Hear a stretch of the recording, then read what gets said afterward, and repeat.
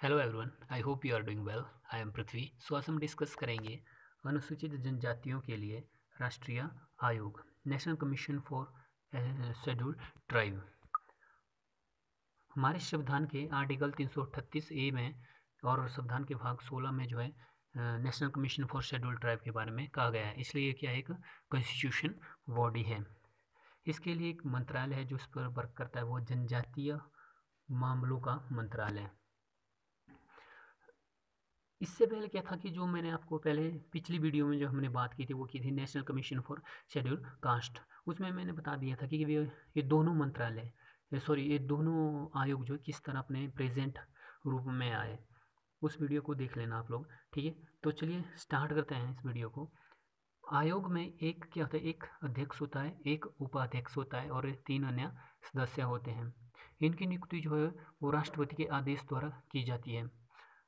इनकी सेवा शर्तें, वो कार्यकाल कार्यकाल का निर्धारण वो राष्ट्रपति की इच्छा पर निर्भर करता है। मतलब हमारे संविधान में इनकी सेवा शर्तों के बारे में, इनके कार्यकाल में, इनका टर्म कितना होगा, ठीक है, इनके बारे में कोई वर्णन नहीं किया गया है। इसलिए इन सब के मतलब जो उनकी आयोग की जो सेवा शर्तें हैं, कार्यकाल है, ठीक है, वो राष्ट्रपति की इच्छा पर निर्भर करता है।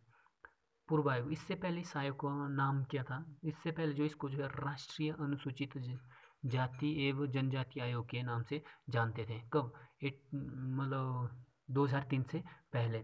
फिर वह 89वां कॉन्स्टिट्यूशनल अमेंडमेंट 2003 में, जिसके तहत जो क्या किया गया वो राष्ट्रीय अनुसूचित जाति व जनजाति आयोग को अलग अलग कर दिया गया इस और 2 आयोग बनाए गए। पहला था राष्ट्रीय अनुसूचित जाति आयोग जो आर्टिकल 338 में है, और दूसरा है अनुसूचित जनजातियों के लिए आयोग जो हमारा आर्टिकल 338 ए में है, जिसके बारे में हम पढ़ रहे हैं। आगे चलते हैं। अनुच्छेद 342 मोस्ट इम्पोर्टेंट है।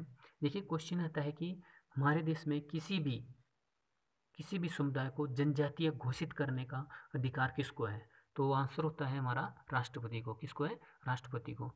राष्ट्रपति लोक अधिसूचना द्वारा राज्य एवं संघ राज्य मतलब हमारे यूनियन टेरिटरी, हमारे केंद्र शासित प्रदेश क्षेत्रों के जनजातियों या जनजातीय समुदायों को वहाँ के राज्यपाल के परामर्श के बाद जो है अनुसूचित जनजातीय घोषित कर सकता है। देखिए मतलब जो राष्ट्रपति होता है ना, वो किसी भी क्षेत्र में, मतलब अगर कोई किसी संबंधित राज्य में कोई समुदाय है, ठीक है, उसको जनजातीय घोषित करना है तो राष्ट्रपति उससे पहले क्या करेगा, वो वहाँ के राज्यपाल से परामर्श करेगा। उसके बाद जो है उस समुदाय को जो है अनुसूचित जाति घोषित करेगा। बट जो अनुसूचित जनजातियों की जो लिस्ट होती है उसमें संशोधन कौन कर सकता है गाइस? राष्ट्रपति। उसमें जो है संशोधन नहीं कर सकते, उसमें जो है केवल संसद ही संशोधन कर सकती है, हमारी पार्लियामेंट। ओके, चलिए आगे चलते हैं। कार्य, आयोग के कार्य क्या है? आयोग क्या वर्क करता है? जो शेड्यूल ट्राइब है ना, उसको संवैधानिक संरक्षण से संबंधित मामलों की समीक्षा करना। मतलब हमारे संविधान में जो शेड्यूल ट्राइब के लिए जो राइट्स दिए गए ना, उनकी अगर उनसे संबंधित कोई मामला आता है, ठीक है, उस पर डिसीजन कौन करता है, उनकी समीक्षा कौन करता है? वो आयोग करता है। शेड्यूल ट्राइब जो अनुसूचित जनजातियाँ, उनके हितों की रक्षा करने की जिम्मेवारी किसकी है? वो आयोग की है। राष्ट्रीय अनुसूचित जनजातियाँ आयोग जो है शेड्यूल ट्राइब के जो है संवैधानिक संरक्षण व उनके हितों की रक्षा करता है। शेड्यूल ट्राइब के जो सामाजिक आर्थिक विकास के लिए योजना प्रक्रिया में भाग लेता है। क्या आयोग क्या करता है? जो शेड्यूल ट्राइब अनुसूचित जनजातियों के सामाजिक आर्थिक विकास के लिए जो योजनाएं बनाई जा रही है ना, किस तरह वो योजनाएं बनाई जा रही है उस प्रक्रिया में, ठीक है, उसके लिए जो एक कमेटी बनती है ना, ठीक है, कोई डेवलपमेंट कार्य तो एक पर्सन तो करेगा नहीं, उसके लिए कुछ पहले सबसे पहले जो है विचार विमर्श होगा, उसके बाद एक वर्क होगा, ठीक है, तो उसमें जो भाग लेगा वो आयोग के सदस्य भी भाग लेंगे। शेड्यूल ट्राइब के हितों में केंद्र व राज्य सरकार द्वारा उठाए गए कदमों की समीक्षा। मतलब जो केंद्र सरकार और राज्य सरकार द्वारा जो शेड्यूल ट्राइब के लिए जो प्लानिंग बनाई जा रही है, योजनाएं बनाई जा रही है, उनके वेलफेयर के लिए जो कार्य किए जा रहे हैं, जो कदम उठाए जा रहे हैं, ठीक है, उनको लागू करने से पहले उनकी समीक्षा जो है आयोग द्वारा की जाती है। वो देखता है कि क्या अनुसूचित जनजातियों के फेवर में ये है क्या इनमें कुछ ऐसे पॉइंट हैं जो शेड्यूल ट्राइब के लिए के हितों को ब्रेक करते हैं? तो इसलिए जो है इनको सबसे पहले उन प्लानिंग, उन योजनाओं को, उन कदमों को जो उनके फेवर में उठाए गए हैं शेड्यूल ट्राइब के, उनको सबसे पहले जो है आयोग की समीक्षा के लिए भेजा जाता है। राष्ट्रपति के आदेश से शेड्यूल ट्राइब के हितों में कार्य क्या होता है कि आयोग को जो है राष्ट्रपति आदेश देता है। अगर राष्ट्रपति आदेश देता है किसी स्पेशल या किसी अनुसूचित जनजातियों के हितों पर वर्क करने के लिए, तो जो है आयोग को उस पर काम करना ही पड़ेगा। चलिए देखते हैं आयोग की शक्तियाँ।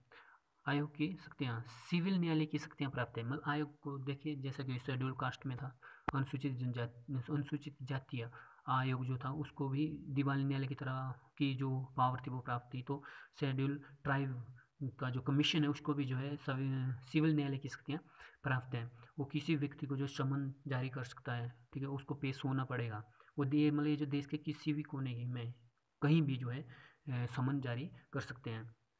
आगे चलते हैं। संघ व राज्य सरकारें अनुसूचित जनजातियों से संबंधित विषयों पर आयोग से परामर्श लेगी। मान लीजिए कोई सेंट्रल गवर्नमेंट है या कोई स्टेट गवर्नमेंट है, ठीक है, वो क्या करेगी कि किसी अनुसूचित जनजातियों के फेवर में काम करने की सोच रही है, ठीक है, उनसे संबंधित कुछ वर्क करने के बारे में सोच रही है, तो इससे वो परामर्श किससे लेगी? तो वो परामर्श लेगी आयोग से, क्योंकि आयोग पर जिम्मेवारी है अनुसूचित जनजातियों की देखरेख की, ठीक है। तो परामर्श तो किससे लेना पड़ेगा? आयोग से लेना पड़ेगा। शेड्यूल ट्राइब के जी की समस्याओं, उनकी जो प्रॉब्लम है, एजुकेशन, उनकी शिक्षा, स्वास्थ्य, झूम खेती, आजीविका रणनीतियों पर सरकार को सुझाव देना। मगर आयोग क्या करता है? आयोग जो शेड्यूल ट्राइब की जो समस्या है, उनकी जो प्रॉब्लम है इस टाइम, ठीक है, और उनके लिए जो एजुकेशन, उनको एजुकेट करने के लिए क्या किया जाना चाहिए, उनके स्वास्थ्य के लिए क्या किया जाना चाहिए। झूम खेती क्या होती है? जैसे कोई शेड्यूल ट्राइब कहते हैं, ये जंगलों में रहते हैं, ठीक है, जंगलों में अपनी खेती करने के लिए क्या करते हैं, पेड़ों को काट कर वहाँ पर उसको जलाकर, ठीक है, उस पर जो है खेती की जाती है, उसे हम झूम खेती करते हैं, ठीक है। उसको उस इस जो एक टाइप है खेती करने का शेड्यूल ट्राइब, उसको किस तरह कम किया जाए, उनकी आजीविका के लिए हम क्या रणनीति बना सकते हैं, इस पर जो सरकार को क्या देती है, सुझाव देता है कौन? आयोग। चलिए आगे चलते हैं। फिर 1999 में शेड्यूल ट्राइब के कल्याण एवं विकास के कार्यों को गति देने के लिए एक नए जनजातीय कल्याण मंत्रालय की स्थापना की गई। मतलब जो शेड्यूल ट्राइब है उनके वेलफेयर एंड डेवलपमेंट के में जो है तीव्रता लाने के लिए जो है एक नए जनजातीय मंत्रालय की स्थापना की गई। क्यों की गई गाइस? क्योंकि ये जो समुदाय होते हैं ना, ये जो जनजातियाँ होती हैं ना, ये जो है अपने कल्चर से बिल्कुल जुड़ी होती है, मतलब अपने कल्चर को छोड़ना नहीं चाहती, क्योंकि ये प्रकृति के फेवर में होते हैं। जिस तरह इनके पूर्वज जो जीवन जी रहे थे ना, आगे के ये इनका रहन सहन खान पान भी उसी तरह का होता है। अगर आप किसी जनजातीय पर्सन को शहर में पटक दीजिए लाके, तो वो ज़्यादा से ज़्यादा 1 महीना के भीतर मतलब मर सकता है, क्योंकि वो जो है डेवलपमेंट की इस राह में जो है मतलब साथ में नहीं है। उसको जो अपना कल्चर प्यार है, उसको अपनी संस्कृति प्यारी है, ठीक है। तो उनको जो अपनी विकास की इस दौड़ में साथ लाने के लिए जो है इस जनजातीय मंत्रालय, कल्याण मंत्रालय की स्थापना की गई। क्योंकि इससे पहले जो किया था वो सामाजिक न्याय और अधिकारिता मंत्रालय जो है के लिए इस भूमिका को निभाना प्रशासनिक दृष्टि से संभव नहीं था। मतलब क्या था कि जो जनजातीय कल्याण मंत्रालय, ये जो जनजातीय कल्याण मंत्रालय है ना, इससे पहले ये वर्क जो है, ये जिम्मेवार जो किसको थी, वो सामाजिक न्याय व अधिकारिता मंत्रालय के पास थी। लेकिन वो जो है इस अपनी जिम्मेदारी को अच्छे से निभा पाने में मतलब तत्पर नहीं था। मतलब उसको प्रशासनिक दृष्टि वो ये संभव नहीं था, या तो ये बोल सकते हैं उसके ऊपर जो है कार्यभार बहुत ज़्यादा था, इसलिए हमें जो जनजातीय कल्याण मंत्रालय की स्थापना करनी पड़ी। आगे चलिए। आयोग कौन? अनुसूचित जनजातीय आयोग जो है अपनी वार्षिक रिपोर्ट, कैसी वार्षिक रिपोर्ट, वार्षिक भी हो सकती है, जरूरी हो तो इससे पहले भी जो है आयोग अपनी रिपोर्ट राष्ट्रपति को सौंप सकता है। फिर राष्ट्रपति क्या करता है, इसको संसद के समक्ष रखता है। फिर संसद क्या करती है, जो आयोग की जो सिफारिशें हैं ना, उन पर जो है विचार विमर्श करती है। अगर कोई सिफारिश जो है संसद द्वारा अस्वीकृत की जाती है, ठीक है, अस्वीकृत की जाती है, तो संसद को उस अस्वीकृति का जो है कारण बताना पड़ेगा, स्पष्ट कारण लिखित रूप से बताना पड़ेगा क्यों जो है उन्होंने आयोग की इस सिफारिश को जो है अस्वीकृत किया है, रिजेक्ट किया है। आयोग को ऐसी रिपोर्ट किसी संबंधित राज्य के राज्यपाल को भी सौंप सकता है। मतलब कोई जनजाति है, ठीक है, उससे संबंधित कोई रिपोर्ट है तो वो उस संबंधित राज्य के राज्यपाल को देगा, और राज्यपाल किसके समक्ष रखेगा, वहाँ की विधानसभा के समक्ष रखेगा, और वहाँ की विधानसभा जो है उसको अगर मतलब जो आयोग है उसकी सिफारिशों को अस्वीकृत करती है तो उसको उसका क्या करना पड़ेगा, कारण बताना पड़ेगा क्यों उन्होंने जो इसको अस्वीकृत किया।